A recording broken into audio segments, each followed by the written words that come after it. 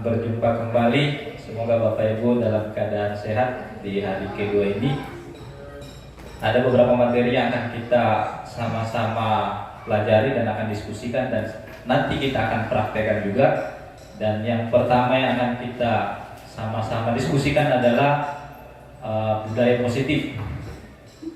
Budaya positif, ketika Bapak Ibu melihat dua kata ini, budaya dan positif, adakah yang bisa memberikan pandangan dari dua kata ini, budaya dan positif? Silakan Bu, ada mic kah? Kita ke sana dulu. Mic satu saja, tidak apa-apa. Ya.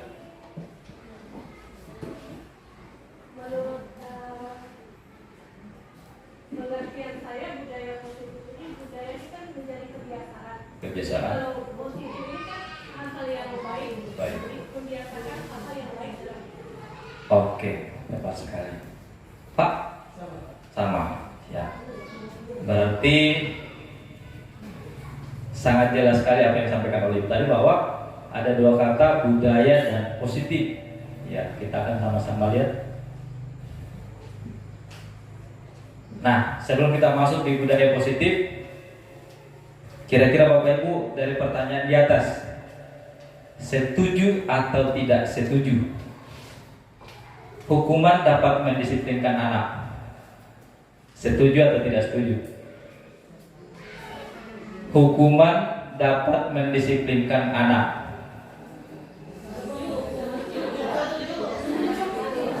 Setuju.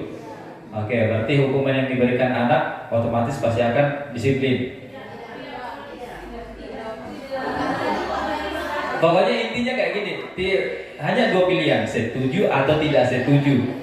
Hukuman dapat mendisiplinkan anak berdasarkan pengalaman sama ini. Tidak. Oke.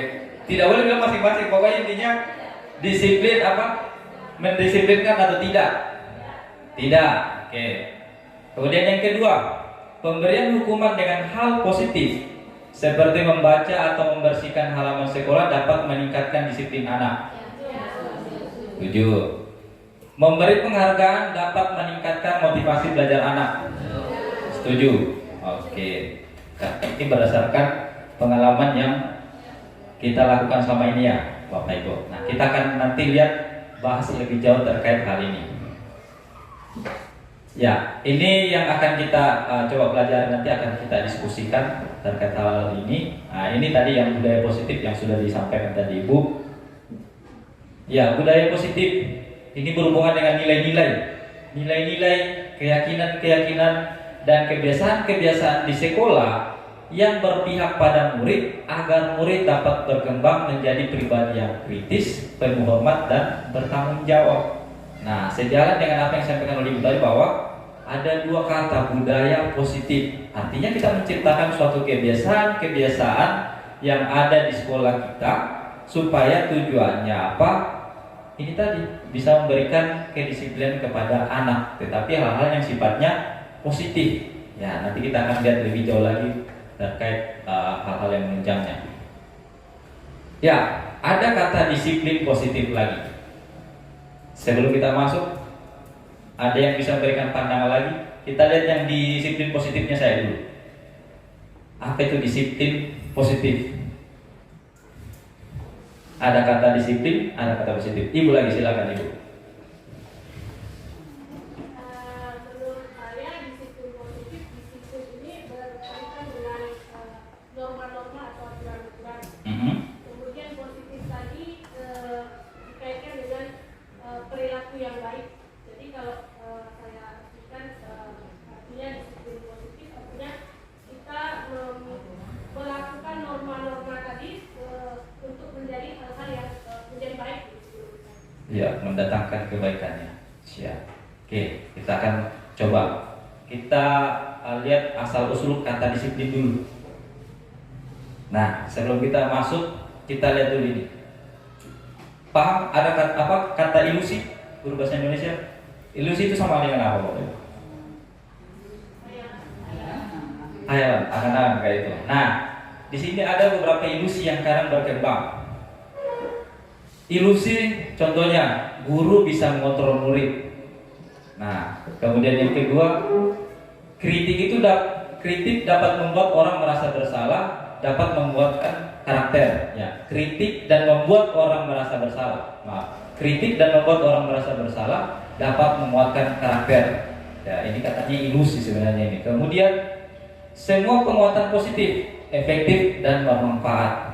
Kemudian yang berikutnya, orang dewasa memiliki hak untuk memaksa. Ya, ini yang sering menjadi ilusi. Akhirnya kadang kita secara tidak langsung, karena kita kemarin yang saya katakan bahwa kadang kita menjadikan standar diri kita untuk mengontrol anak-anak kita. Padahal yang kita harus paham bahwa yang kita hadapi ini adalah anak-anak yang istilahnya dalam tahap perkembangan dan penuh dengan belajar. Oke. Ini yang sudah berkembang kemarin, perubahan paradigma belajar. Pembelajaran dengan paradigma baru adalah pembelajaran yang dirancang secara berdiferensiasi sehingga setiap siswa belajar sesuai dengan kebutuhan dari tahap perkembangan untuk mewujudkan profil pelajar Pancasila.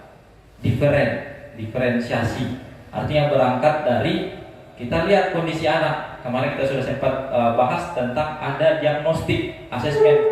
Bagaimana kita akan mendesain pembelajaran ketika kita sudah mendapatkan karakteristik anak-anak kita. Misalkan ada yang sudah sangat siap, ada yang belum siap, ada yang istilahnya sudah ya mungkin hampir siap. Nah, bagaimana kita mendesain pembelajarannya? Ya, itu yang akan menjadi topik kita nanti berikutnya di modul ajar. Sehingga kita itu tidak kita langsung masuk saja, tetapi ada data-data yang akan menunjang rancangan pembelajaran yang Bapak Ibu akan lakukan, sehingga kita tidak berpusat kepada hanya sekelompok anak, ya anak-anak yang tidak bisa kadang terabaikan. Nah, arahnya kepada profil pelajar Pancasila tadi.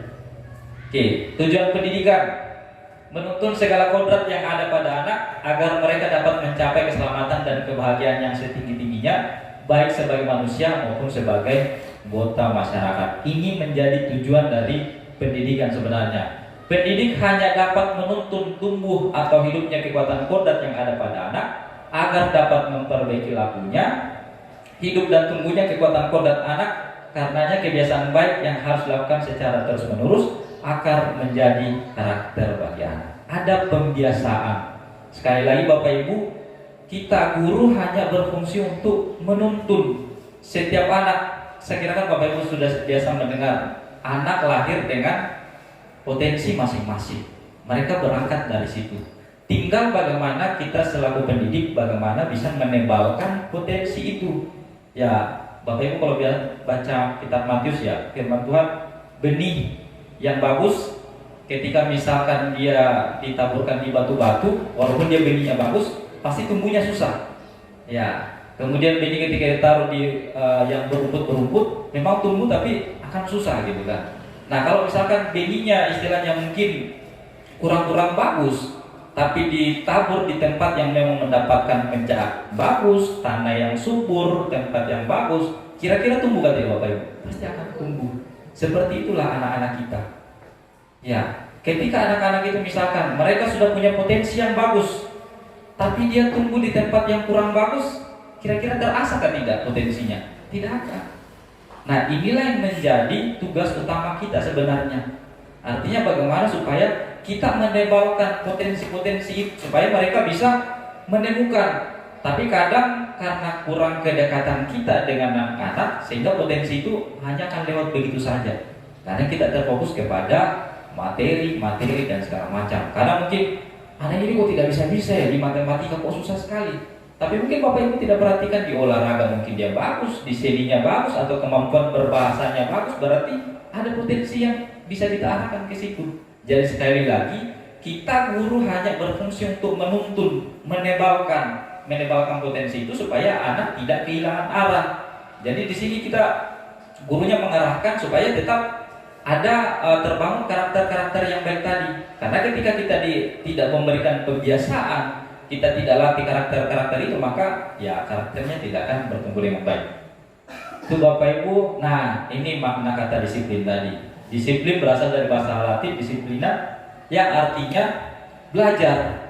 Jadi sebenarnya disiplin itu berhubungan dengan belajar. Ya, ada kata positif berarti belajar yang positif. Makna asal dari kata ini berkonotasi dengan disiplin diri dari murid-murid secara, ya ini dulu Socrates dan Plato menyampaikan. Disiplin diri membuat orang menggali potensinya menuju sebuah tujuan. Ya, ketika disiplin sebenarnya melatih mereka untuk inilah sebenarnya potensi saya. Tuh.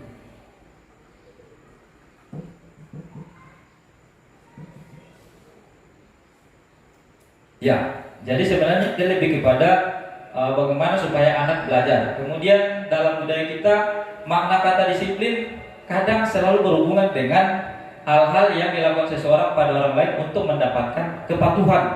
Padahal sebenarnya kalau kita merujuk kepada artinya tadi bahwa sebenarnya belajar. Kadang disiplin itu kita ya konotasikan dengan kata pokoknya patuh. Jadi dengan ada kata disiplin berarti ada kepatuhan yang terjadi di situ. Padahal maknanya sebenarnya sangat jelas sekali bahwa ada hal yang dilakukan dalam pembelajaran itu. Oke, kita lihat motivasi. Ya, teori motivasi perilaku manusia. Untuk menjadi orang yang disiplin ada dua motivasi kadang. Motivasi yang sifatnya eksternal dan motivasi yang sifatnya internal. Nah, di sini untuk menghindari ketidaknyamanan atau hukuman, apa yang akan terjadi apabila saya tidak melakukannya? Kadang ketika kita misalkan kayak gini, kadang ada yang anak-anak datang ke sekolah supaya dia tidak mendapatkan hukuman, maka dia datang cepat. Ya itu kan artinya motivasi eksternal. Ada istilahnya aturan yang harus dia kejar kayak gitu. Artinya dia bukan lagi dari dalam dirinya bahwa saya datang ke sekolah tepat waktu ini adalah sesuatu yang baik bagi saya sebenarnya. Tetapi dia munculnya karena motivasi eksternal, ada aturan kayak gitu kan. Itu kan yang selama ini kan berkembang kayak itu. Datang karena tidak mau terlambat, karena kalau terlambat ada hukuman. Ya, tetapi bagaimana caranya kita memikirkan supaya anak ini datang tepat waktu ke sekolah itu menjadi sesuatu kebiasaan yang baik bagi dirinya sebenarnya. Ini yang kadang terjadi pergeseran seperti itu. Jadi mudah-mudahan dengan materi ini ada sedikit gambaran untuk bagi Bapak Ibu. Untuk mendapatkan imbalan dari orang lain atau institusi, apa yang akan saya lakukan apabila saya melakukannya? Apa yang saya dapatkan kayak itu artinya. Nah ini juga motivasi eksternal. Kita mau berubah kalau ada reward. Ya, padahal sebenarnya kalau kita ingin menjadi lebih baik, perubahan itu bukan berarti harus dari luar, tetapi memang betul-betul bersumber dari dalam diri kita. Ini yang sering terjadi juga. Makanya sebenarnya pelebelan ranking itu ya di kurikulum Merdeka ini perlahan sebenarnya harus kita hilangkan. Karena istilahnya saya mau belajar karena saya ada pendapat penghargaan daripada guru. Artinya ya kembali lagi berarti motivasi untuk mendapatkan reward, bukan merupakan motivasi yang muncul dari dalam dirinya sebagai bekalnya kelak kan kayak gitu. Nah ketika misalkan rewardnya tidak ada, apakah memang itu akan terus terjadi atau bagaimana? Nah ini yang kita hindari. Bagaimana supaya betul-betul sumbernya internal gitu kan. Jadi untuk menghargai diri sendiri, saya akan menjadi orang yang seperti apa bila saya melakukannya. Ini yang lebih kita tekankan. Motivasi yang sifatnya internal, tujuan disiplin positif. Nah ini yang saya bilang kemarin, kita perbanyak diskusi dengan anak-anak kita. Apalagi kalau misalnya sudah kelas-kelas tinggi, ajar untuk selalu berdiskusi bahwa ketika kamu melakukan ini, kira-kira apa yang akan kamu dapatkan, gitu kan? Bukan istilahnya, maksudnya untuk dirinya, bukan karena ya supaya saya terhindar dari hukuman. Nah, kita perlahan kurangi nanti itu supaya saya mendapat hadiah kalau saya melakukan. Tapi bagaimana kalau kita balik? Kira-kira kalau misalnya kamu melakukan ini untuk dampakmu ke depan nantinya seperti apa? Ini yang coba kita nanti tanamkan kepada diri anak-anak kita nantinya. Nah, tahu kabar ini Bapak Ibu? Ki Hajar Dewantara. Ya, beliau inilah yang teori-teorinya yang kemudian melahirkan kurikulum Merdeka ini. Jadi kalau Bapak Ibu ikut di kegiatan guru penggerak, ini modulnya dibahas habis ini filosofinya. Di sini dia katakan bahwa menurut Ki Hajar Dewantara, merdeka itu artinya tidak hanya terlepas dari perintah, akan tetapi juga cakap buat memerintah diri sendiri. Makna merdeka seperti itu sebenarnya. Merdeka itu bukan berarti terlepas dari kungkungan, tapi bagaimana anak-anak itu juga bisa memerintah dirinya sendiri kepada hal-hal yang memang membawa dampak baik bagi dirinya. Seperti itu. Ini yang menurut merdekanya sebenarnya. Nah, Ini yang tadi di awal, ketika seseorang diganjar dengan penghargaan, hal-hal ini yang akan muncul sebenarnya. Pengaruh jangka pendek dan jangka panjang, penghargaan menghukum, penghargaan mengurangi ketepatan. Kadang penghargaan itu tidak efektif, kadang penghargaan juga merusak hubungan. Merusak hubungan itu maksudnya kayak gini. Misalkan dalam kelas ada soal yang Bapak Ibu kasih, kemudian siapa yang tercepat akan mendapatkan misalkan kue di depan. Ya mungkin ada yang sudah langsung, tapi kemudian dia ini dua anak ini adalah teman akrab, tetapi karena dia hanya kalah cepat, akhirnya kemudian bisa merusak hubungan pertemanan ini. Ya kan biasa namanya kompetisi kan kadang bisa menimbulkan, apalagi kalau emosinya tidak terkontrol baik, ya dia bisa akan menjadi pendendam. Jadi ini sebenarnya bisa merusak hubungan. Apalagi kalau misalkan perengkingan, Bapak Ibu sudah panggil anak-anak maju ke depan, kemudian ada dua orang tua yang bertetangga, ya dua orang tua bertetangga ini, yang satu anaknya maju ke depan mendapatkan penghargaan, yang satunya anaknya urutan keberapa lah kayak itu. Kira-kira hubungan kedua orang tua ini kira-kira bagaimana Bapak Ibu? Kira-kira pasti tetap akan ada rasa bagaimana. Ya belum lagi kalau orang tua, apalagi kalau kami orang tua aja ketemu di arisan, ikut lihat itu anaknya ini sana itu dia juara dan segala macam lagi. Nah kira-kira bagaimana perasaan anaknya kita Bapak Ibu kan? Lebih kepada membandingkan lagi. Nah kira-kira bagaimana hal ini? Apakah penghargaan yang selalu kita berikan itu masih efektif atau bagaimana? Ini Bapak Ibu pikirkan dampaknya. Mungkin karena supaya dia motivasinya tinggi dan segala macam. Tapi anak kasihan yang tidak pernah mendapatkan karena memang bukan bakatnya di bidang akademik, tapi mungkin dia di olahraga, berarti kita anggap anak-anak ini tidak bisa. Anak-anak ini tidak memiliki potensi. Kan biasanya seperti itu. Apalagi orang tua. Lebih parah lagi kalau orang tuanya orang tua yang eksis. Dia pamer lah di Facebook, oh anak saya kayak gini segala macam. Orang tua yang tidak terima, ya sudah, ganas sakit hati. Sasarannya apa? Sasarannya ke anaknya lagi. Dipaksalah dia untuk belajar les sana sini segala macam, padahal bukan potensinya di situ.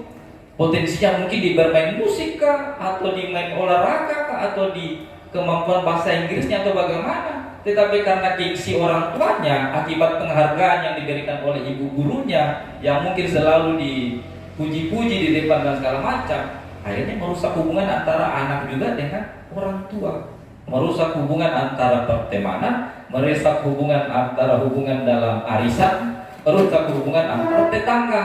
Sering terjadi Bapak Ibu.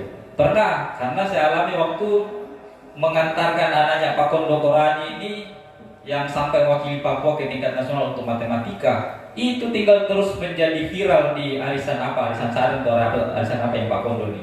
Selalu anak-anak yang satu arisan dengan Esra ini komplain kepada saya, gara-gara Pak Guru itu tinggal saya punya mama dan bapak ini tinggal marah kepada saya seperti itu. Karena itu, ya kadang orang tua kurang bijak. Nah inilah memang pelebelan ranking anak yang bisa dengan tidak bisa perlahan kita kurangi. Karena seperti ini sebenarnya.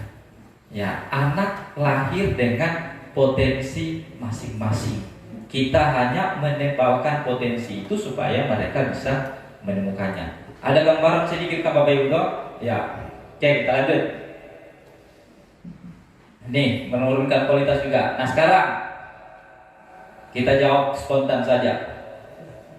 Mencatat 100 kali dalam buku kalimat saya tidak akan terlambat lagi karena terlambat ke sekolah. Ini hukuman atau konsekuensi? Hukuman. Jasa lakukan? dulu ya, biasa dulu kayak gitu kan. Kira-kira efektif kan tidak? Bisa merubah anak itu datang tepat? Kayaknya gitu-gitu saja juga kan gitu kan. Rating dulu begitu tuh biasa. Ya rating kan tidak pernah terlambat kayaknya. Iya. Terlambat biasa dapat jurus ya kan. Ya.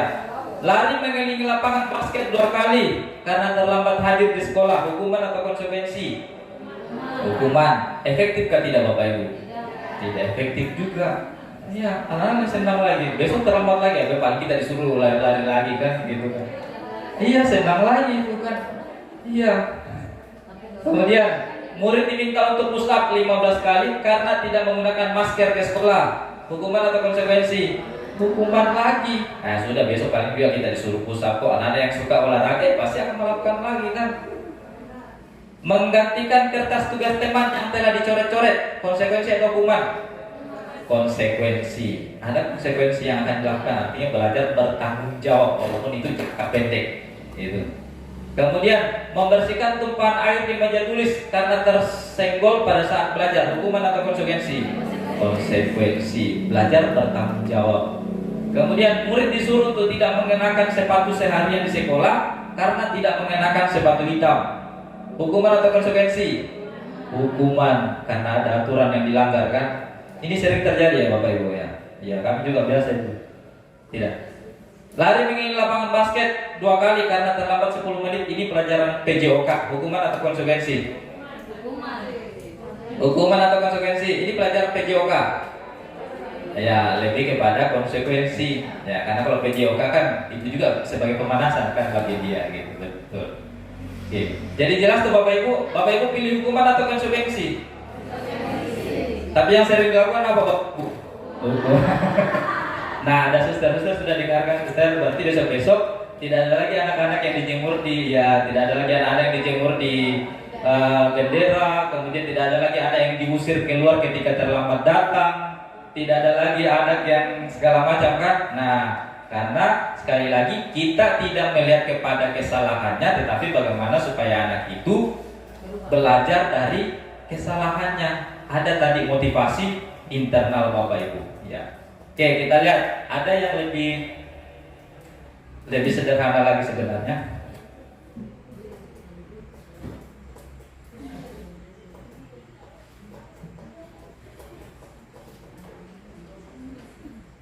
Ya, ini perbedaan antara hukuman dengan konsekuensi. Ya, Bapak Ibu bisa dibaca. Hukuman itu sesuatu yang menyakitkan harus terjadi. Ya. Ini kadang memang menyakitkan Bapak Ibu. Kemudian konsekuensi sesuatu harus terjadi. Membuat anak sakit, ya bisa saja. Ini kadang kalau dia tidak kuat push up, sakit. Nah, jadi masalah lagi orang tua datang marah-marah. Ini gara-gara semua anak disuruh push up ini, gini maksudnya. Anak menghargai disiplin, kemudian anak membenci kedisiplinan. Kalau hukuman sifatnya paksaan, kalau konsekuensi ada stimulus, ada juga tanggapan. Mendorong anak menyakiti diri sendiri, mendorong anak agar mudah menyesuaikan diri. Konsep diri yang buruk, kalau konsekuensi, ya dia akan menjadi lebih baik. Anak belajar untuk menyembunyikan kesalahan supaya menghindari hukuman. Anak belajar untuk mematuhi peraturan. Marah, rasa bersalah, dipermalukan. Ini yang sering terjadi kalau kita hukuman. Merasa tak dihargai. Kehilangan hak, dibuat tidak nyaman, diasingkan untuk sementara atau time out. Kalau begitu di bagian ini kurang bagus ya Bapak Ibu kan? Nah sekarang ada satu istilah yang lain. Ini restitusi. Restitusi bentuk lain dari konsekuensi yang lebih berpihak kepada murid. Bisa kita lihat sama-sama. Proses menciptakan kondisi bagi murid untuk memperbaiki kesalahan mereka, sehingga mereka bisa kembali pada kelompok mereka dengan karakter yang lebih kuat.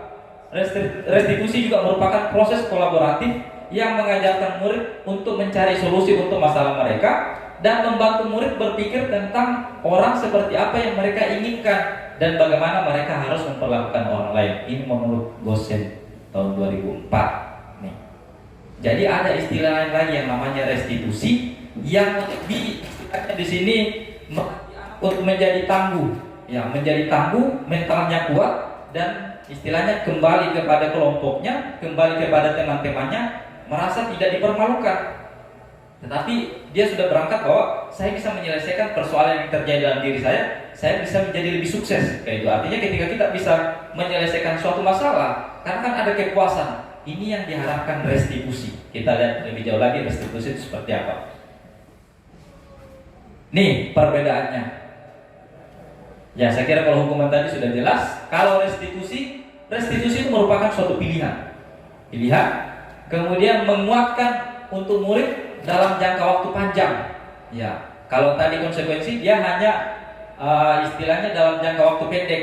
Kayak tadi misalkan tumpahkan air atau ganti buku temannya, ya sudah selesai sampai situ selesai. Tapi kalau restitusi ini pengaruhnya akan dalam waktu jangka panjang. Gitu. Kemudian di bawah-bawahnya masalah terpecahkan. Kalau konsekuensi penguatan hanya bertahan dalam jangka waktu pendek itu saat tadi, artinya pada saat Bapak Ibu ketemu sudah selesai. Tapi kalau restitusi ini dia memang masalahnya terpecahkan. Kayak tadi misalkan ada yang terlambat, mungkin Bapak Ibu kasih konsekuensi, ya mungkin tadi suruh mungkin membersihkan atau bagaimana. Nah ini kira-kira masalahnya terselesaikan atau tidak? Karena kita tidak ada berdiskusi.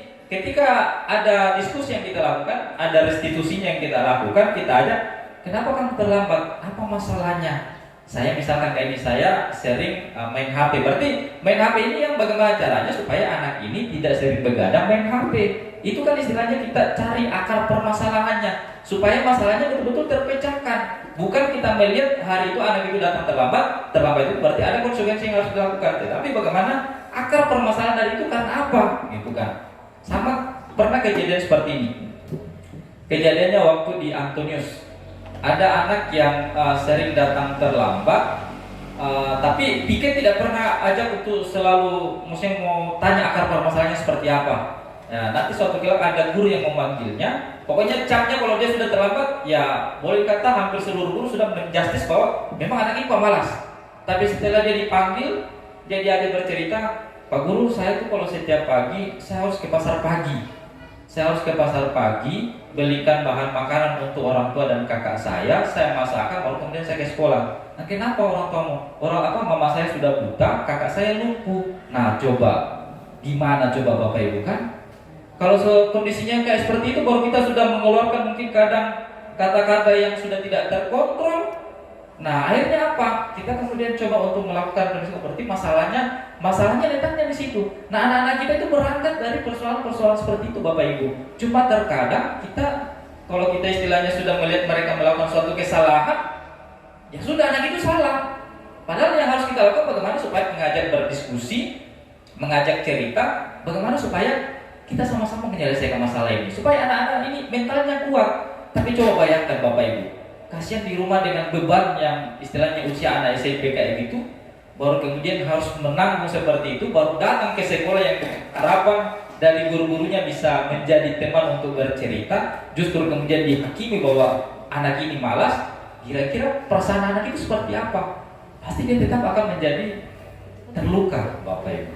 Nah, ini yang coba kita Bapak Ibu itu untuk restitusi ini supaya kita ambil untuk bercerita dengan anak-anak, kita ajak bagaimana supaya permasalahannya kita selesaikan, bukan kemudian kita langsung menjustis bahwa memang kami ini malas. Tetapi kalau selama itu bisa kita bantu, kita selesaikan, mari. Makanya kemarin selalu saya bilang, apalagi kalau kita, Bapak Ibu guru kelas pasti sudah sering melakukan, sering bercerita dengan anak-anak bagaimana kondisi-kondisi mereka di rumah seperti itu. Itu kalau untuk restitusi. Nah, ini 9 ciri-ciri restitusi. Bukan untuk menebus kesalahan, sekali lagi bukan untuk menebus kesalahan, tapi belajar dari kesalahan. Kemudian memperbaiki hubungan, kemudian ada tawaran bukan paksaan. Ya, sekali lagi bukan tawaran tapi ini bukan paksaan. Artinya dia ingin melakukan mungkin ada semacam konsekuensi atau apa, itu bukan karena dari paksaan eksternal, tetapi karena memang dia sadar bahwa saya melakukan ini berarti saya harus bekerja seperti ini. Tapi memang itu murni dari dalam dirinya, supaya ini jangka panjangnya. Ya, artinya motivasinya internal. Kemudian restitusi menuntut untuk melihat ke dalam diri, kembali kepada anak itu, melihat bahwa kalau saya sering datang terlambat ini, saya akan ketinggalan pelajaran. Dampaknya apa? Saya akan terus ketinggalan pelajaran, tidak bisa mengikuti dengan teman-teman.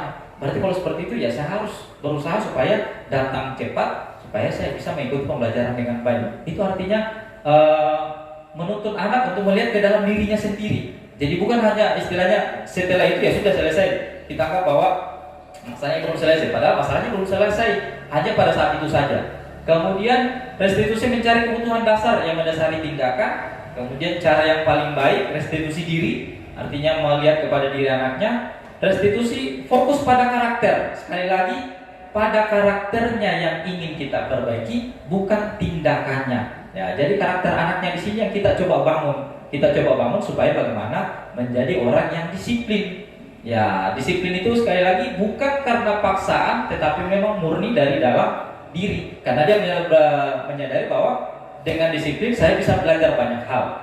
Kemudian fokus pada solusi, sekali lagi fokus pada solusi, bukan hanya pada saat itu untuk memberikan konsekuensi, tapi ada solusi. Solusi ini artinya memecahkan masalah yang terjadi pada anak-anak ini, gitu. Artinya kita coba sama-sama mencari solusinya. Kemudian mengembalikan murid yang berbuat salah pada kelompoknya dengan lebih tangguh.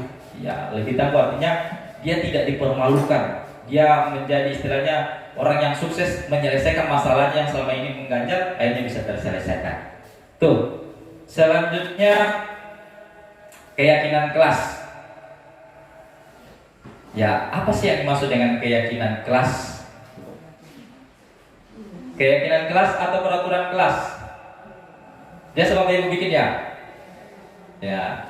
Peraturan kelas salah satunya apa? Apa yang biasa peraturan kelas? Tidak boleh buang sampah sembarangan. Apalagi melaksanakan tiket kelas. Apalagi yang biasa? Ini Bapak Ibu ambil peraturan kelas ini berdasarkan ibu atau kesepakatan? Kesepakatan. Ya, oke. Nah, sekarang ada istilah keyakinan kelas. Keyakinan kelas ini istilahnya dia lebih bijak. Ya, kata-katanya. Karena kalau kata peraturan, kita lihat sama-sama apa sih bedanya peraturan dan keyakinan? Nah, seperti ini. Mengapa kita memiliki peraturan harus menggunakan helm bila mengendarai kendaraan roda 2? Supaya apa kira-kira? Berhubungan dengan apa? Keselamatan kan? Ya, supaya selamat gitu kan. Adanya aturan. Kemudian, mengapa kita memiliki peraturan 3M kemarin yang pada saat pandemi? Menggunakan masker, mencuci tangan dan menjaga jarak 1,5 meter supaya ya berhubungan dengan keselamatan juga, kesehatan kan di sini toh. Ya. Kemudian, mengapa kita memiliki peraturan harus datang tepat waktu pada saat mengikuti pelatihan supaya tidak tertinggal materi misalkan seperti itu. Nah, untuk mendukung motivasi intrinsik kembali ke nilai-nilai atau keyakinan-keyakinan lebih menggerakkan seseorang dibandingkan mengikuti serangkaian peraturan-peraturan. Jadi lebih kepada keyakinan-keyakinannya bukan karena aturan. Nah, contoh. Nah, seperti ini sebenarnya. Peraturan kelas itu kadang kan berhubungan dengan hal-hal yang sifatnya negatif, perintah gitu kan. Ya, dilarang kayak gini. Nah, sekarang ada yang namanya keyakinan kelas. Kalau misalkan mengembalikan buku ke tempatnya, misalkan dalam kelas apa sekolah misalkan ada buku lemari literasi, ya mengembalikan buku ke tempatnya itu kalau bahasa yang lebih enaknya itu apa kira-kira? Berhubungan dengan apa kira-kira Pak Ibu? Dari karakter anak, berhubungan apa kira-kira? Disiplin, yang lainnya lagi mungkin ada? Apa lagi kira-kira? Kebiasaan. Ada lagi mengembalikan sesuatu ke tempatnya, misalkan tadi itu kan aturan kelas gitu kan, mengembalikan gitu kan, harus.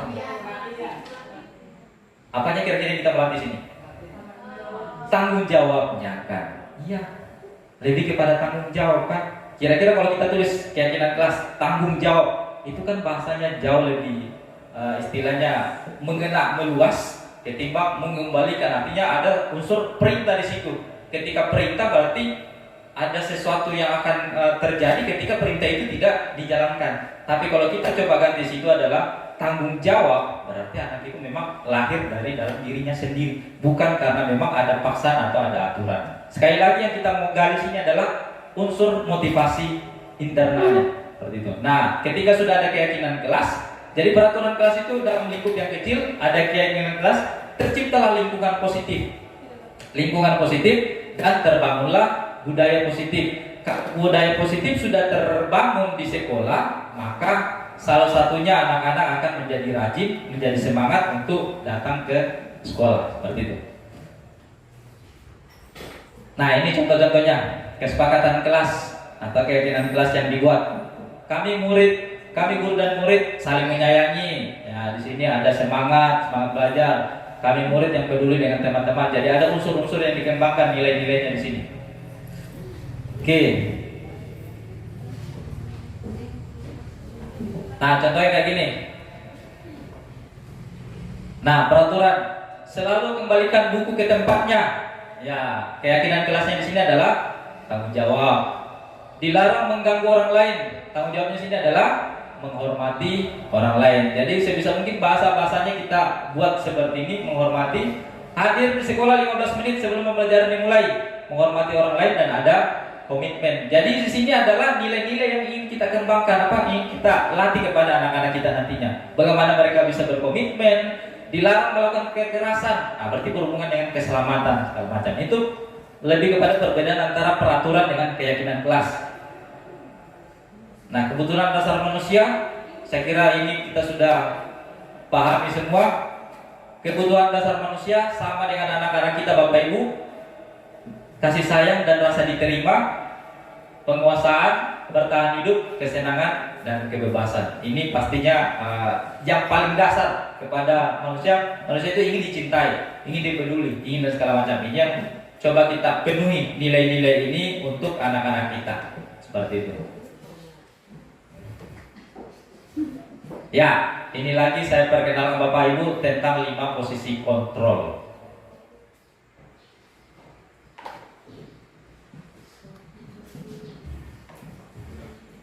Ya, 5 posisi kontrol. Bapak Ibu bisa baca kan tidak? Dekat-dekat ya? Bisa kayaknya. Bisa kayaknya. Oh kan jadi di depan. Suka ini. Iya, memang tidak bisa. Ini memang infokusnya harus geser ke belakang baru ini bisa, tidak apa-apa.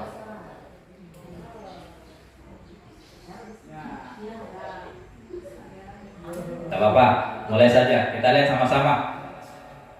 5 posisi kontrol guru. Kira-kira Bapak Ibu berada di mana nih? Apakah penghukum, pembuat rasa bersalah, sebagai teman, pemantau, atau manajer? Ya.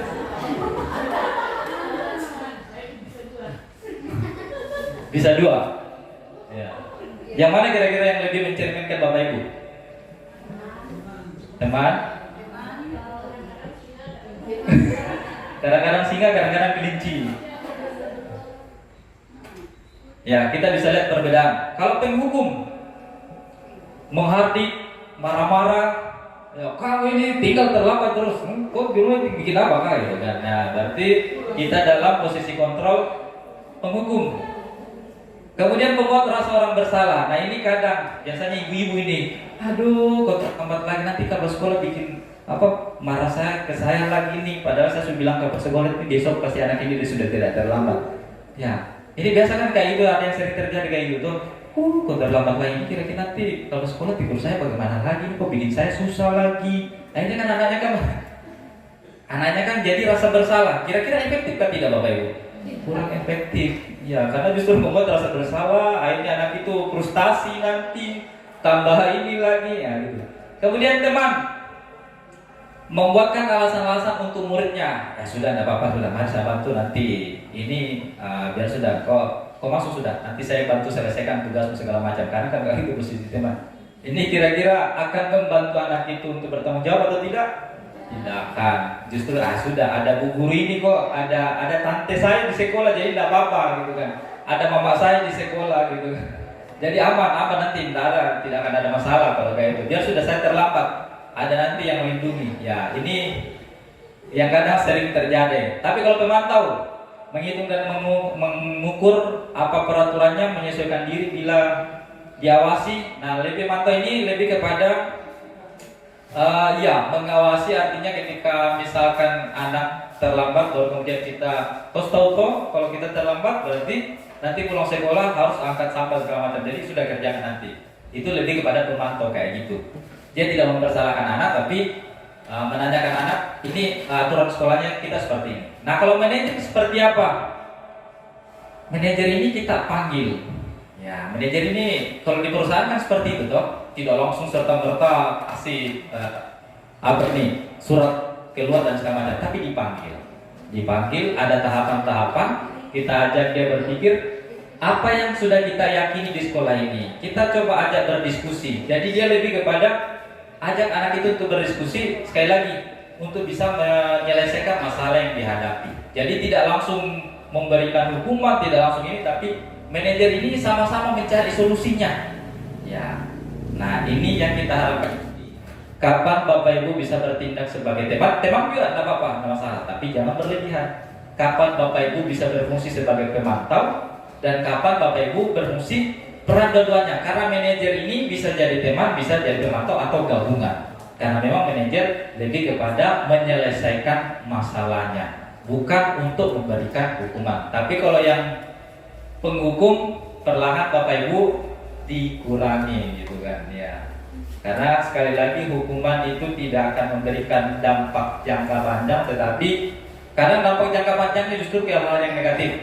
Kadang dendam, apalagi mungkin kalau anak-anak ya, mungkin kalau di SD masih ini, tapi kalau di SMA, SMP, kelas-kelas 9 dihukum, ada yang sakit hati, sudah sering terjadi. Ada yang datang bawa parang, ada yang datang segala macam. Ini yang sering, karena ya pasti anak itu akan sakit hati. Sakit hatinya pasti akan berujung kepada tindakan yang tidak terkontrol.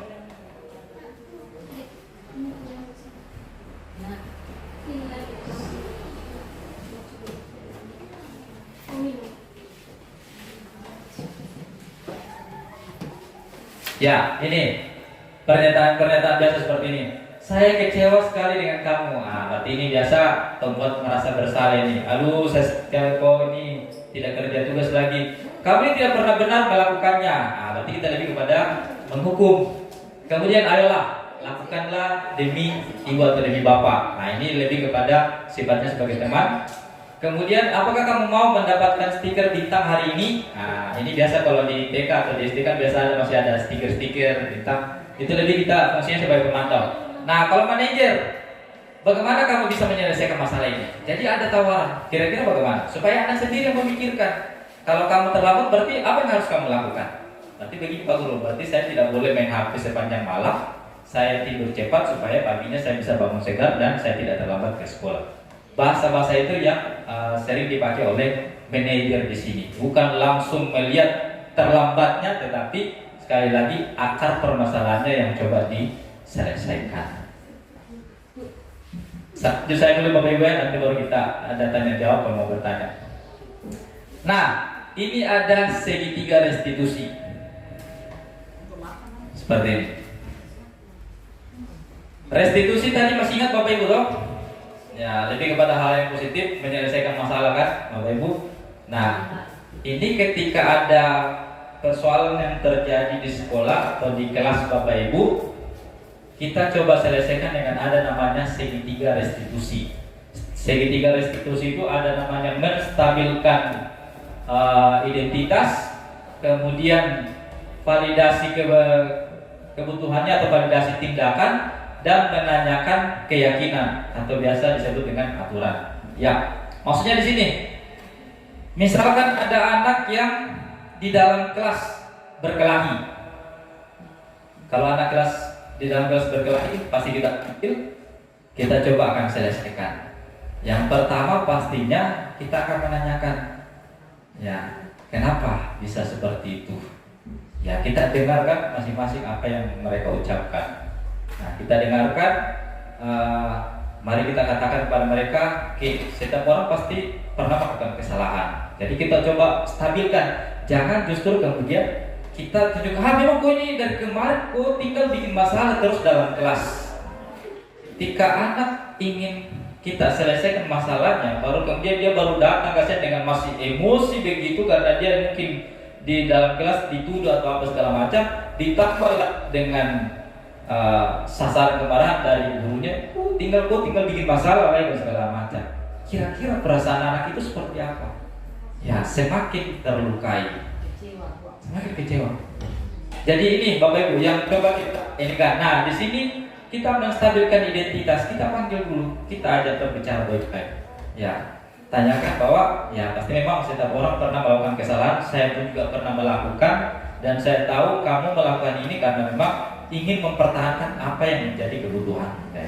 Baru kemudian kita tanyakan, apakah memang tadi kamu di dalam kelas misalkan memukul teman, apakah kamu memukul itu karena apa? Ya Pak Guru, saya memukul karena dia tuduh saya menyontek padahal saya tidak menyontek kayak itu. Oke, berarti kamu sudah melakukan tindakan yang benar karena kamu ingin mempertahankan menurut kebenaranmu. Tanya lagi, kira-kira menurut kamu memukul teman itu bagus atau tidak? Pastikan anaknya akan menjawab, pasti ya, ini tidak baik sebenarnya. Kayak itu artinya kita tanyakan kepada anak itu, biar anak itu sendiri yang memikirkan bahwa yang saya lakukan ini adalah sesuatu yang salah, bukan dipersalahkan dari kita sebagai guru. Ya, tapi bagaimana supaya anak ini merasa bersalah, kemudian setelah dia merasa bersalah, maksudnya dia tahu bahwa yang ini salah, kita tanyakan di sekolah kita ini ada aturannya seperti ini. Ketika memukul teman, itu ada semacam istilahnya konsekuensi yang harus kamu lakukan. Apakah kamu siap dan segala macam? Nah, apakah kamu siap untuk memperbaiki untuk tidak melakukan hal seperti itu lagi? Kira-kira kalau kamu memukul teman kayak gitu baru sampai temannya terluka, sampai temannya kayak gini, ini jangka panjangnya akan seperti ini. Pasti dari situ anak itu akan mulai berpikir. Jadi istilahnya ada penyelesaian masalah yang terjadi ketimbang kalau kita sudah di depan marah-marah duluan. Tetapi bagaimana supaya anak ini betul-betul kita stabilkan dan kita tidak pojokkan. Ya, kita tidak persalahkan sepenuhnya. Tetapi bagaimana sekali lagi di sini di segitiga restitusi kita menyelesaikan masalahnya. Ada solusi yang tercipta supaya mental anak ini memang terbangun istilahnya terbangun dengan baik, bukan karena istilahnya kita permalukan dan segala macam, tapi memang terbentuk dengan kuat karakternya. Itu Bapak Ibu yang bisa saya sampaikan untuk budaya positif. Ya, ini yang bisa nanti Bapak Ibu bisa diinikan. Ada yang mau bertanya, kita kalau mau diskusi sedikit terkait hal ini. Ada yang didiskusikan selama ini, Bapak Ibu posisinya apa? Penghukum? Pernah gitu kan? Ya, kalau katanya semua ada. Tapi kira-kira kalau menurut materi ini apa yang harus kita lakukan Bapak Ibu? Teman, ada kalanya menjadi teman, ada kalanya menjadi pemantau, tapi lebih tepatnya mungkin bisa menjadi manajer untuk anak-anak, ya, menyelesaikan masalah. Hukuman, konsekuensi atau restitusi? Restitusi atau konsekuensi? Restitusi. Ya, karena kalau restitusi menyelesaikan masalah, kalau konsekuensi untuk hari itu saja, jangka pendek, ya, tetapi tidak ada penyelesaian masalahnya. Jadi ini yang coba kita lakukan, berat, tetapi itulah, ya, harus kita istilahnya mencoba. Ya, contoh sederhananya tadi yang saya sudah ceritakan bahwa anak-anak itu berangkat dari latar belakang yang berbeda. Nah, mari kita coba berbicara, karena saya alami sendiri ketika orang berbicara baik kepada saya dengan nyaman, dengan senyum dan segala macam, yang tadinya mungkin saya ganas-ganas pasti akan luluh kayak itu kan.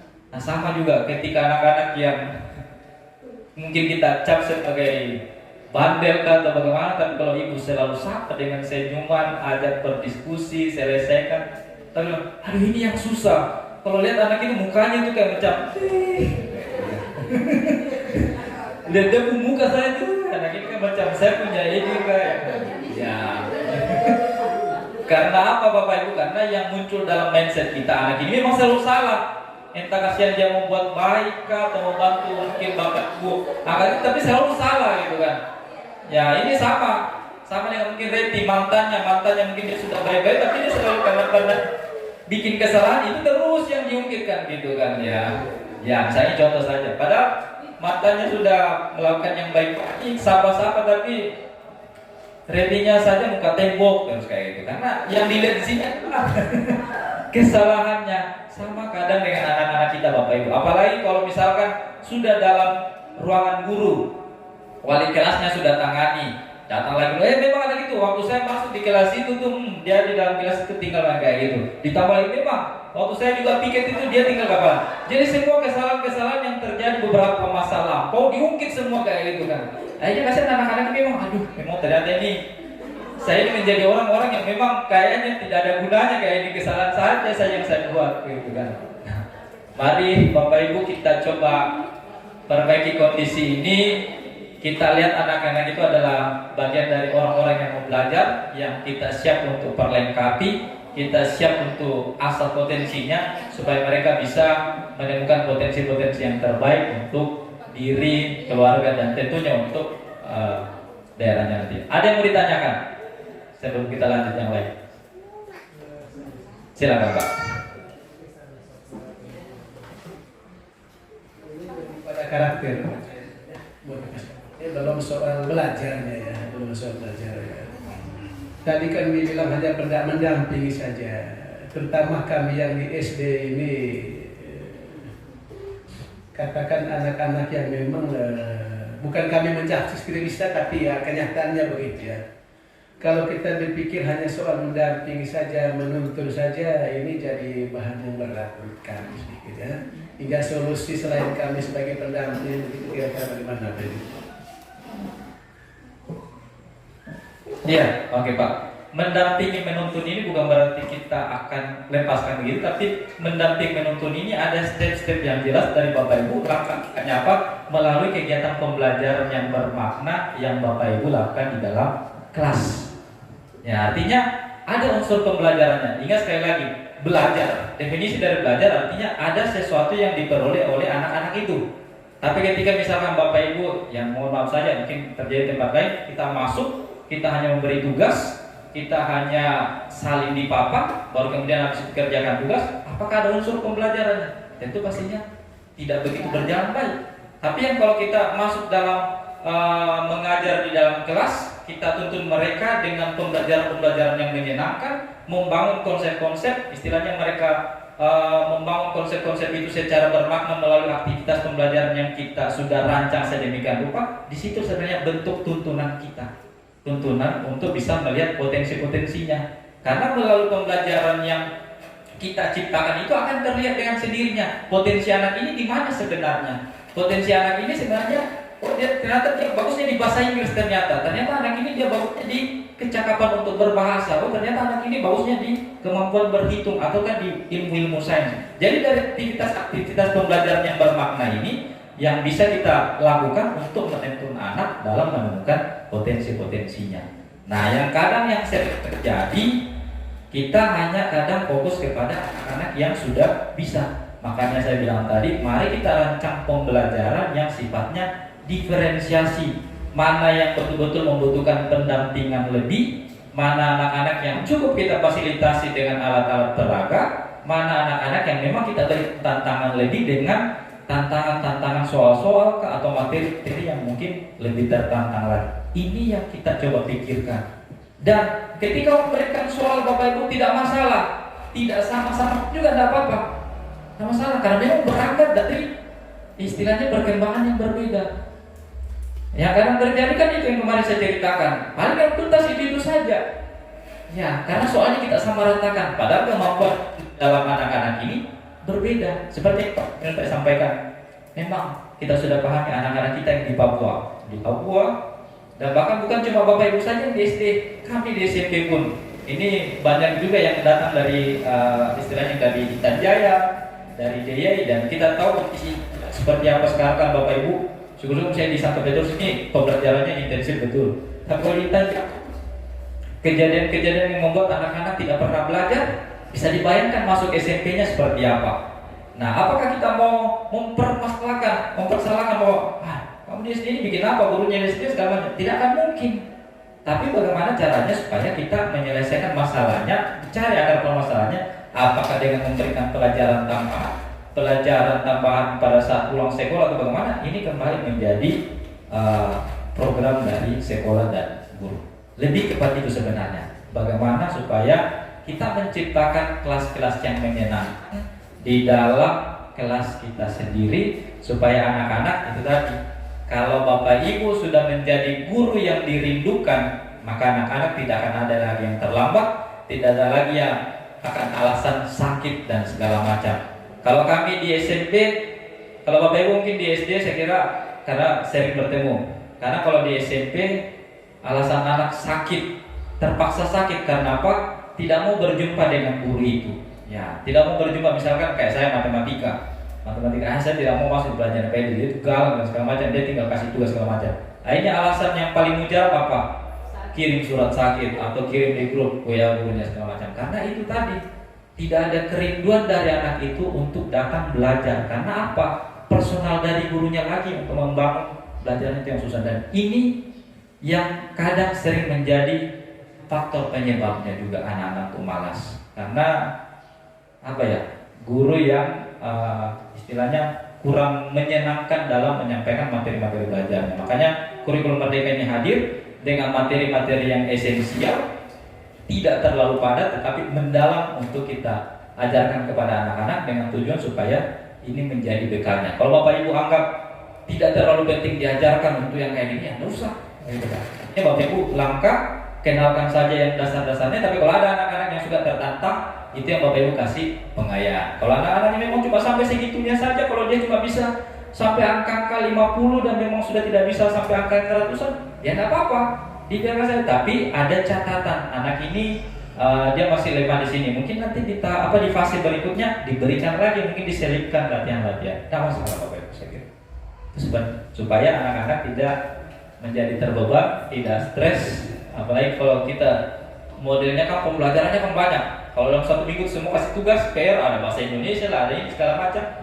Ya, kita lihat kalau memang perlu diselesaikan hari ini, ya nggak usah ada tugas, selesaikan itu saja karena ada kebermaknaan yang terjadi.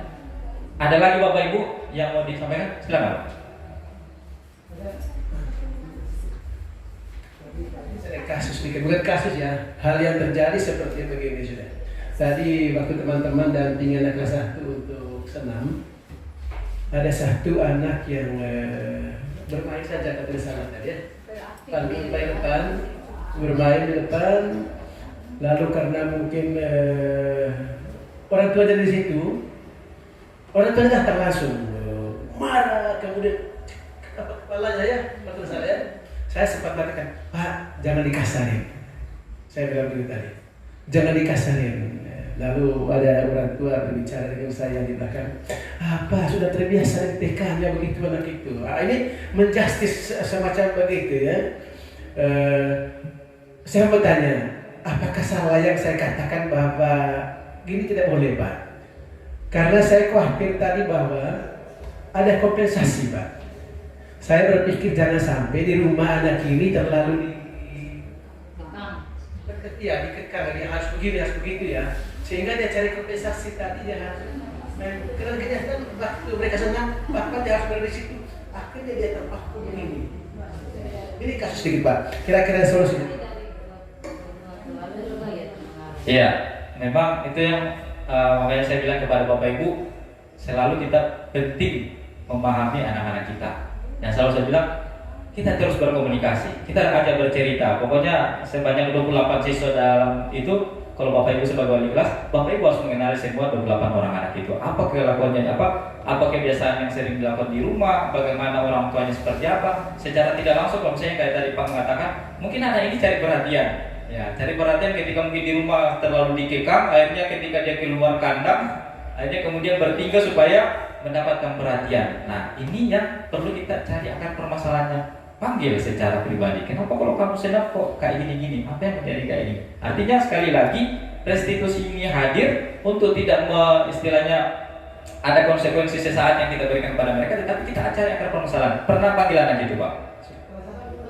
Baru kelas 1 ini. Nah, ini berarti sudah ada gambar, ada asesmen diagnostik awal Bapak Ibu. Ini ada diagnostik awal. Berarti kalau Bapak Ibu sudah ada gambaran kayak gini, sudah menyiapkan langkah-langkah. Kira-kira nanti anak ini saya mau tangani seperti apa, kayak gitu. Jadi mungkin diajak nanti mulai bercerita, walaupun memang dia masih anak kelas 1, ya mungkin diajak saja. Mungkin ada aktivitas. Anak-anak ini memang dia senang aktivitas. Berarti nanti pembelajarannya dia tidak akan senang kalau diceramahi. Jadi jangan harap Bapak Ibu anak ini dia akan mengikuti pembelajaran Bapak Ibu nanti dengan tenang kalau Bapak Ibu sifatnya ceramah. Jadi nanti kalau untuk model-model anak ini, makanya ada namanya diferensiasi. Bapak Ibu harus fasilitasi dengan kegiatan yang bisa menggali aktivitas belajarnya, mungkin melalui ada aktivitas. Mungkin misalkan kalau mengenal huruf-huruf, ya suruh dia gunting-gunting mana huruf A, suruh gunting sendiri apa segala macam. Jelas ada aktivitasnya supaya bisa meredam itu. Karena kalau Bapak Ibu hanya menjelaskan di papan, menuliskan, saya yakin anak-anak ini dia tidak akan ikuti dengan baik. Ya, itu tadi saya bilang, kita perlu merancang pembelajaran yang berdiferensiasi. Mana anak yang senang mungkin dengan gambar-gambar, nanti Bapak Ibu kasih gambar-gambar. Mana yang senang ditampilkan info, mana yang senang Bapak Ibu harus dampingi di situ. Mana anak yang senang mungkin dikasih praktek-praktek, mungkin misalkan kalau kenal dengan mungkin bangun-bangun datar, oh ini namanya apa, bangun ruang segala macam, oh ini namanya bola, ini apa, coba kamu tulis segala macam. Itu yang memang kembali kepada tugas kita, rancang pembelajaran yang sifatnya diferensiasi. Jadi memang berat, ya, karena yang kadang kita selalu datang masuk ke kelas, datang dengan satu metode semuanya ceramah kayak itu. Misalkan kayak contoh Bapak Ibu, contoh kayak ini sudah. Misalkan saya kasih baju batik kepada Bapak Ibu, baju yang sudah yang sudah jadi, semuanya pokoknya saya akan memberikan ukuran M saja semua. Apakah kira-kira semua bisa menerima? Tidak. Ya. Ya, ini maaf, saya tidak boleh shaming. Kalau yang ukuran M untuk mungkin ukurannya Reti kamu M atau L atau XL? Kalau yang sudah ukurannya M, oke, dia akan menerima dengan senang hati. Oke, siap, saya senang. Tapi yang mohon maaf, saya Bapak Ibu yang ukurannya XXL, ya pasti akan tidak senang kan Bapak Ibu. Kenapa kasih baju ke begini ukurannya seperti ini? Nah, sama halnya dengan anak-anak kita kan Bapak Ibu. Kita berangkat dengan satu metode saja, satu pemberian cara mengajar saja, ceramah saja. Ya, anak-anak yang tidak senang ukuran XL atau ukuran M, ya tidak akan bisa menerima dengan baik. Ya, gambaran sederhananya dari diferensiasi seperti itu. Artinya kita memang perlu ada namanya asesmen diagnostik, mendiagnosa anak-anak itu apa kebiasaan-kebiasaan buruknya, apa kebiasaan-kebiasaan yang sering dilakukan di rumah. Ajak orang tua untuk bercerita. Ya, kalau perlu nanti ada grup orang tua untuk WA. Kalau memang dia tidak punya HP, memang penting selalu komunikasi dengan orang tua. Seperti itu kalau ada masalah. Ya, artinya perkembangan anak di sekolah dengan di rumah perlu memang istilahnya fix. Ada kolaborasi antara orang tua dengan guru supaya orang tua tidak berpikir ya sudah ketika saya sudah masukkan ke 1 Petrus selesai. Nah, tapi kan lebih kepada ada tanggung jawab penuh yang harus dilakukan oleh orang tua di rumah, karena interaksi orang tua di rumah kan jauh lebih besar dibandingkan ketika di sekolah. Jadi sekali lagi perlu merancang pembelajaran yang sifatnya diferensiasi. Bapak Ibu yang tahu anak-anaknya, Bapak Ibu saya yakin tahu apa yang dibutuhkan oleh mereka. Ada lagi Bapak Ibu? Silakan Bu.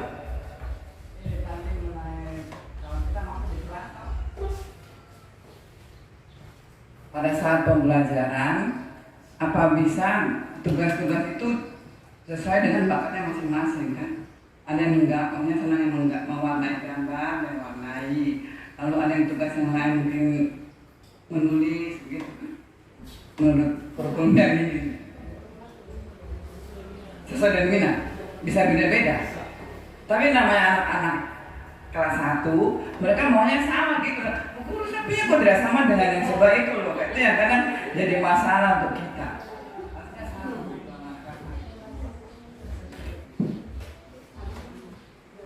Ya, sekali lagi Bapak Ibu yang tahu anak-anaknya.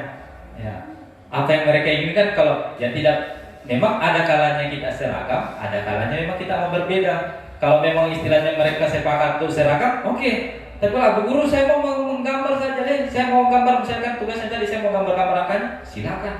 Nah itu artinya lebih kepada diferensiasi produknya. Jadi produk yang dihasilkan tidak harus seragam. Tapi kalau memang mereka maunya seragam, tidak masalah juga. Karena sekali lagi, ingat kita yang pahami apa yang dibutuhkan oleh anak-anak kita. Kalau memang istilahnya mereka butuhnya mau yang seragam-seragam, oke. Berarti dari mereka, artinya kan kita fungsinya mendengarkan, tapi selalu fokusnya kepada CP dan tujuan pelajaran kita. Yang jelasnya hari itu kita mau belajar kayak gini. Ya kita masuk mau perkenalkan huruf-huruf kepada anak-anak kelas 1 misalkan. Artinya kita upayakan supaya tujuan ini tercapai. Nah, bagaimana tujuan ini tercapai? Itu yang kemudian kita pikirkan langkah-langkahnya. Kita tawarkan, ayo kita ini mau belajar kayak gini.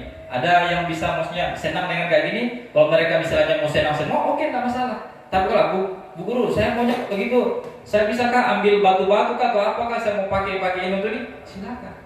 Kita istilahnya fasilitasi apa yang dibutuhkan oleh anak-anak, karena lebih kepada fungsi kita sebagai fasilitator di sini.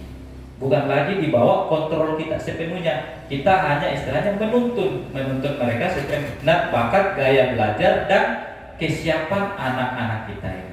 Apalagi kalau memang di kelas 1 ini masa transisi dari PAUD ke SD. Ini yang memang penting. Kalau awal-awal di sini, kalau dari PAUD ke SD kalau awal kelas 1 apakah langsung fokus kepada pembelajaran saja atau bagaimana Bapak Ibu? Belum kan gitu. Pasti kan ya memang itu penting, bagaimana istilahnya kita stabilkan dulu kan emosinya. Yang artinya dari TK yang semuanya serba dibantu, guru TK-nya masih ini kita coba perkenalkan bahwa kalau sudah di SD hal-hal seperti ini akan terjadi kayaknya. Artinya sudah ada aturan-aturan atau semacam keyakinan kelas, keyakinan sekolah yang harus dipatuhi untuk kedisiplinan seperti itu. Jadi kematangan emosionalnya dulu yang kita latih, kemudian kemandirian belajarnya, kemudian istilahnya ya hal-hal yang sifatnya mandiri. Karena kalau anak kelas 1 ini kadang masih ada yang suka ditunggui, ada yang masih menangis-menangis. Nah kalau kita langsung cipta lingkungan yang kurang nyaman, nah ini yang biasa bikin anak-anak tidak senang ke sekolah. Jadi kalau untuk guru kelas 1 memang ada bukunya, nanti saya bisa kasih kepada Bapak Ibu untuk semacam buklet untuk penguatan masa transisi PAUD ke SD, supaya memang betul-betul yang dikembangkan ini adalah fase-fase fondasi tentang jati diri, tentang kenal literasi STEAM segala macam, kemudian mengenali agamanya gitu kan. Dan sampai anak Katolik tapi dia tidak tahu bagaimana sistem berdoanya seperti apa, ya itu yang kita coba bangun fondasinya supaya mereka mentalnya kuat. Tapi lebih kepada juga mereka bisa mandiri, tidak perlu harus selalu dibantu dan segala macam. Itu yang penting dulu. Baru kemudian kita masuk ke materi-materi pelajaran yang harus. Dan sekali lagi tidak ada kewajiban bahwa anak kelas 1 itu sudah harus tahu baca tulis. Ya, kalau memang ya itu tadi saya bilang mereka berangkat dari ada yang mungkin ikut PAUD, ada yang tidak ikut PAUD, karena tidak ada aturan pemerintah mengatakan bahwa yang masuk SD itu adalah anak yang sudah melalui PAUD. Tidak ada. Ya. Ataukah ada anak yang memang sudah di PAUD tapi mungkin ditambah les-les sana sini, akhirnya anak itu kemampuan calistungnya, baca tulisnya sudah bagus. Ya, jangan kita fokus kepada anak-anak ini saja, ya gitu. Akhirnya tetapi anak-anak yang kasihan yang baru-baru mau kenal huruf, baru kenal angka, nah memang yang mengajar di kelas 1, 2 ini memang adalah guru-guru malaikat memang betul, yang istilahnya punya pelayanan. Saya pun ketika di posisi itu, jangan Bapak Ibu, saya mengajar anak saya yang kelas 2 saja sekarang ini, itu kalau mau dampingi, memang saya bilang nih mau butuh sabar juga, kadang tidak sabaran juga, karena ya kadang secara tidak langsung selalu standar kita yang kita jadikan bahwa itu saya kok tidak tahu seperti ini, padahal kan ini anak yang baru mau belajar gitu kan, kadang kita tidak sadar sih. Nah, memang makanya saya bilang yang mengajar di TK, mengajar di kelas 1 dia memang ini adalah orang-orang yang luar biasa. Jadi saya sangat mengapresiasi untuk teman-teman yang mengajar di kelas-kelas rendah, kan memang saya pahami anak-anak saya. Ya, anak saya kebetulan di AKP tapi sempat terjadi pergantian guru. Gurunya mungkin masih agak muda-muda, karena kadang yang muda-muda ini kan tidak sabar kan. Kalau dulu yang guru awalnya itu ada, apalagi anak saya ini memang harus dibangun mentalnya dulu gitu kan, karena ya biasa kan anak pertama itu kan anak percobaan, kayak bukan anak-anak belajar kayak itu kan. Kita istilahnya tidak mau yang buruk-buruk terjadi, akhirnya kemudian dibantu lah, karena akhirnya sebenarnya itu tidak mendidik karena tidak ada kemandiriannya. Ya kadang guru yang bilang anak bapak itu bisa sebenarnya, cuma dia malu. Nah, saya bilang, nah itu tugas bapak ibu bagaimana supaya mental ini terlatih gitu kan. Artinya kalau dengan melalui interaksi dengan teman-teman sekolahnya itu bisa terbangun. Nah, karena memang kembali lagi ke profil pelajar Pancasila-nya, ada sikap atau sifat mandiri yang bisa kita latih. Yang melakukan itu apa? Kita di sekolah bapak ibu. Gitu. Apalagi kalau dari kelas-kelas 1. Jadi sekali lagi untuk teman-teman yang di kelas 1, yang masih bertahan sampai, karena hanya tertentu saja kan, tidak semua punya bakat untuk mengajar di kelas 1 kan Bapak Ibu. Ya, makanya saya bilang ini yang kelas 1 ini pasti selalu auranya itu aura-aura positif. Ya, aura-aura positif mengalir. Ya. Kalau yang ngajar di kelas-kelas 5, kelas 6 ini aura-aura apa yang biasa?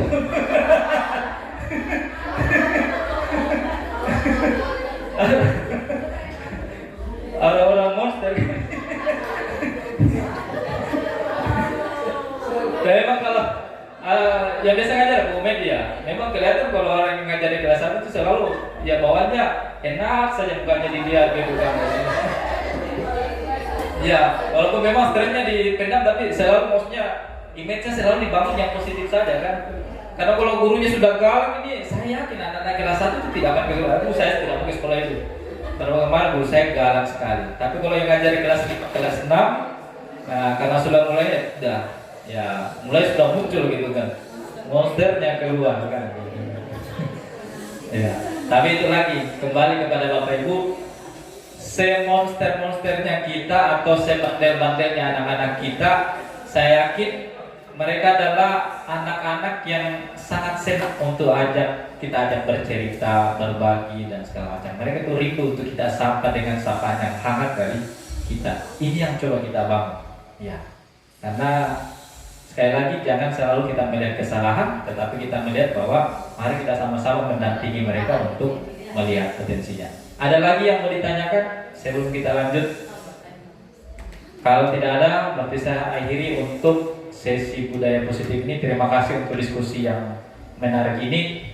Nantinya harapan kita mungkin suster nanti ketika mungkin ada teman-teman yang mungkin di luar kontrol melakukan hukuman yang berlebih, ya mungkin kita bisa saling mengingatkan. Ya mungkin yang tidak hadir hari ini, ya mungkin nanti kita bisa sampaikan bahwa mungkin kita lebih kepada manajer restitusinya, ya, dan perlahan mengurangi hukuman-hukuman yang kita berikan kepada anak. Apalagi hukumannya sifatnya fisik, ya pastikan Bapak Ibu, coba anak ibu-ibu siapa? Bu Milka, anaknya sudah sekolah Bu? TK. Kalau misalnya masuk SD, misalkan ibu situ, baru misalkan ada guru yang tarik telinganya, ibu kira-kira ikhlas?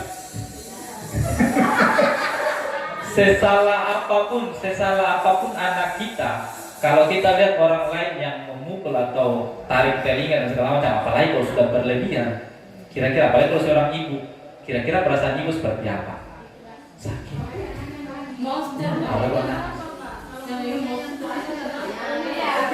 Ya, tapi kalau cubitnya juga kalau berlebihan, nah kan biasa kan gitu. Kalau misalnya mungkin ada sekedar apa segala macam, oke. Tapi kan biasa, kadang ada guru yang tidak kontrol, pakai apa yang dipegang, sepak lagi segala macam, tampar segala. Apalagi kalau itu yang kelas-kelas tinggi Bapak Ibu, itu sering terjadi. Maka yang sifatnya kepada hukuman sifatnya verbal artinya kata-kata yang menyakitkan, sudah diambil depan baru kemudian marah-marah. Ya kan biasa saya katakan ke teman-teman guru, ada biasa guru yang kalau sudah di depan marah-marah semua. Pelan-pelan Bu, ini ada orang tua, bagaimana kira-kira perasaan mereka ketika anak-anaknya marah seperti itu gitu kan. Artinya mereka ini berangkat dari rumah dengan satu harapan mau datang ke sekolah bukan untuk kita marah-marah dan segala macam. Pernah kita mulai itu. Artinya kita ambil posisi yang situ. Bagaimana kalau anak kita yang dicubit, anak kita dimarah, masuk dalam ruang guru, baru 20 orang guru di situ semua memarahi, kira-kira kemana?